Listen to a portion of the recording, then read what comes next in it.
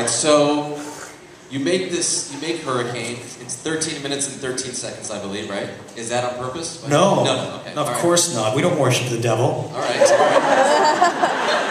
And we have our own demons. do you feel rejected at all because of what networks say to you about this, or it doesn't matter? I was really just surprised because I thought I had done my homework and prepared a version that was suitable for, younger people. Obviously, there wouldn't be sex and nudity on broadcast on air. Some countries, they do that, and they do it, at a certain hour of the night, and it's fine. But, the UK was very hard to get through, and we never, ever got the video shown during the day at all. I think from 10 p.m. to 6 in the morning was the only time they would show it, which I found really surprising because it's a really liberal place. And that's an edited version of the one we just saw, right? Yeah. So it was shocking, but I don't think it's necessarily a bad thing. I think having a debate, a conversation, even, us all kind of thinking about art and the way that we perceive things, and the conversation about sexuality is, those are really good things to have creatively. Does anybody else have a question on the floor? Yes. So who has a microphone? Anybody? Am I going to have to come down there myself? You know I will. Things are going to get real crazy. Oh, thank you. Late again. Okay, what you screaming out? Everybody be quiet. Scream out. Yeah, bring the mic down. Who's really fast and quick on their feet? Who? If you're fast and quick on your feet, come to the aisle right now. Okay? Get that microphone from her. She just got fired. Okay, no, I'm serious. Get that mic. When she's done, you take the mic and you're going to go right into people. I have probably a million questions about Hurricane, but... Just one. Thank you very much. These people know how to run the show. I know you do too, so... Yes. In the first scene, where you're going to answer the hotel room door, there's a sticky note on the back of the door in some of the scenes.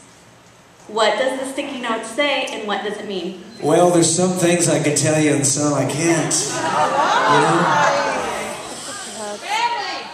You need to say something for the DVD commentary, you know what I mean? Come on now. What I love to do, and you probably know this by now, and I love there to be several layers to things. Yes. Because I know that there are people out there like me who aren't such passive participants in the experience. I know that there are people who look a little deeper. So sometimes I'll leave little things. And, that should be a message that you take and make up for yourself. But there are a lot of things in this that if you pay close attention, you'll find.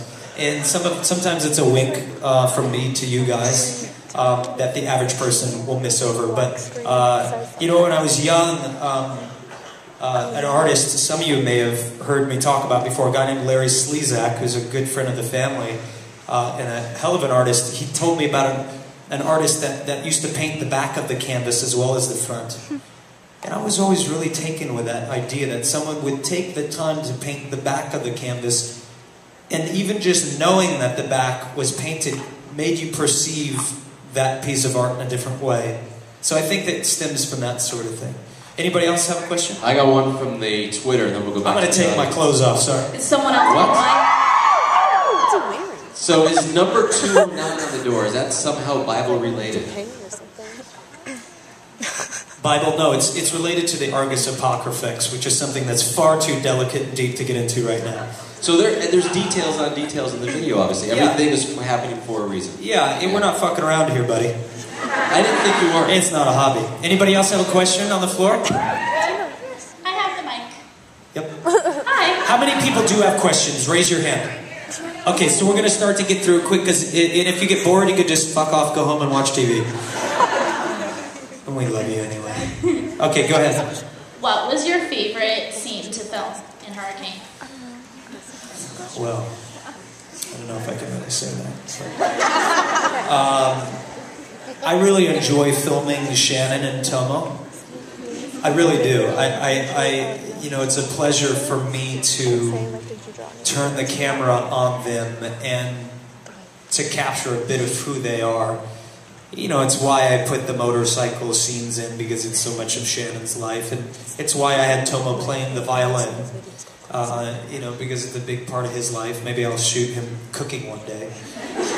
But I really enjoy that, and you know, I think part of my whole thing is really creating something from nothing, and it's. I was watching the making of Hurricane, which we're working on right now, the other day, and we were laughing because I was walking around the space and lying down on the floor and showing how I wanted the camera to see Toma lost in his thoughts, and I think really I'm doing it for all of us, you know, not just for myself. And that's a fun thing.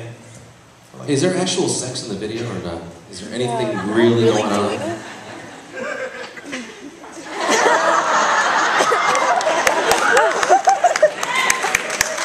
I don't know how many state laws may be broken if I said yes, or federal laws as well. And it looked like the twins, the porcelain I'm going to take the fifth on all of this. You are? Yeah, I think it's best. Okay. But it is, you know, let me just say that,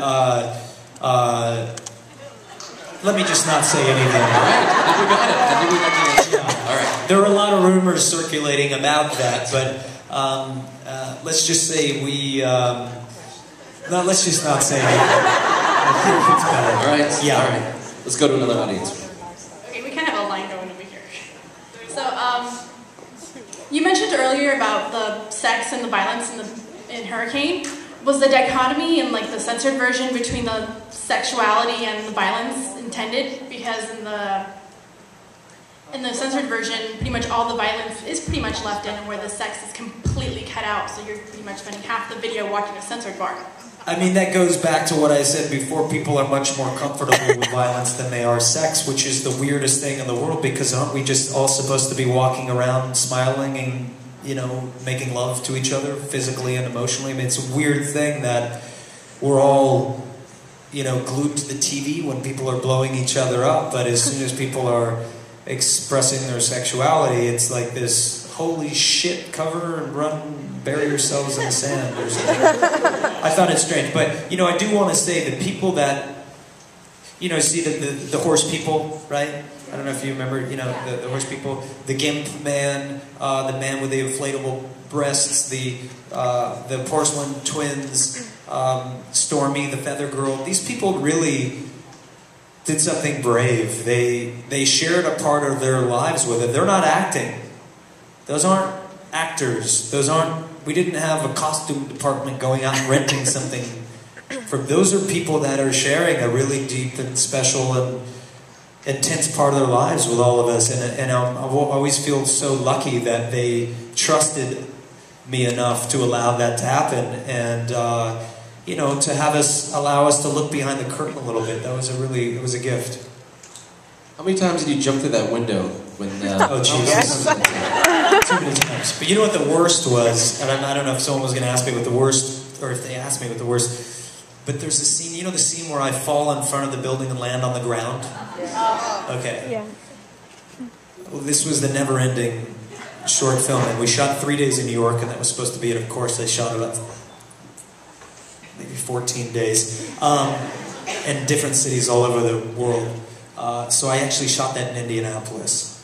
And it's a funny story because there was a building, we played a show in Indianapolis, and some people online, if you're listening or you hear this later, you'll know what I'm talking about. But in 2006 or 2005, we played Indianapolis, and I found this building. I said, oh my God, this place is beautiful. I love architecture, I love looking at buildings. And, you know, I said, this is incredible, I gotta shoot The Kill here. You remember The Kill? Yeah. And we weren't able to do it. We did it in Canada, and did it in Toronto, but there I was, 5 years later, and I walk by that same building, and I was like, holy shit, this is the building I was in love with. So I said, this is perfect, I've got to shoot this scene that I was missing, that I didn't get to. I've got to shoot that tonight. But of course, we had one camera, much like we have two here, but Daniel was over here, and it was me and Daniel. And we set up the camera, and we went to the YMCA and got one of those gym mats. And we got a big, tall ladder. And I proceeded to jump off of this thing, obviously not as high.